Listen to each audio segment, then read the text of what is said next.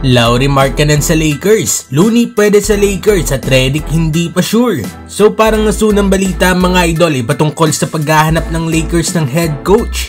Nagulat nga ang lahat ng tinanggihan ng UConn head coach na si Don Hurley. Ang offer nga ng Lakers sa 6-year $70 million deal para maging next head coach nila. Yan nga mga idol ay dahil mas pinili nga ni Don Hurley na manatili nga sa UConn at maabot ngang inaasam na 3-peat. Kaya ngayon ang Lakers nga ay kasalukuyan pa ring walang head coach. Pero ayon nga kay Shams Charania ay itong si JJ Redick pa nga rin ang nasa top candidate bilang head coach ng Lakers sa pag-fail nga ng Lakers na makuha si Don Hurley.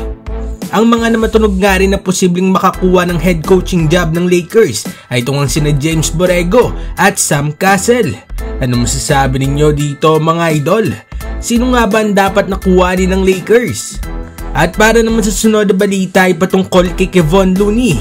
Mainit na balita ngayon na malaki nga talaga ang tsansa na mawala nga sa Golden State Warriors ang kanilang sentro na si Kevon Looney.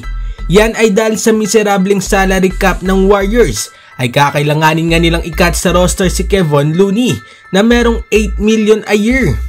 Kaya ayon nga sa ibang fans ay maganda nga daw na mapunta sa Lakers itong si Kevon Looney dahil nga sa sipag nito sa opensa at depensa.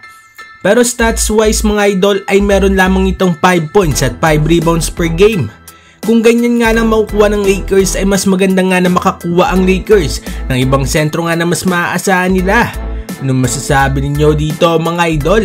Agree ba kayo dito o hindi? At para naman sa uling balita ay patungkol sa Los Angeles Lakers. Isa nga sa usapin ngayon na itong si Lauri Markkanen to Lakers. At ayon nga sa mga rumors ay interesado nga daw ang Lakers na makuha nga si Lauri Markkanen via trade nga sa off-season. At hindi naman malabo yan mga idol dahil hindi nga ganoon kalakihan ang salary nga nito ni Markkanen.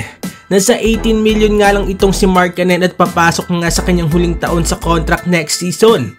Expiring na nga rin ang contract ni Markkanen, rason kung bakit mas magiging madali nga itong makuha.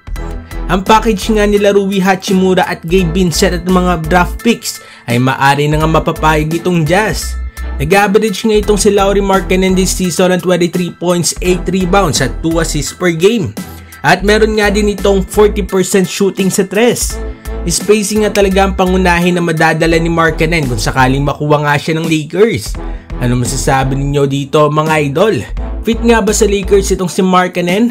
Mag-komenta sa baba at babasahin yan. Huwag kakalimutan na mag-like and subscribe para sa iba pang balitang NBA. Maraming salamat po.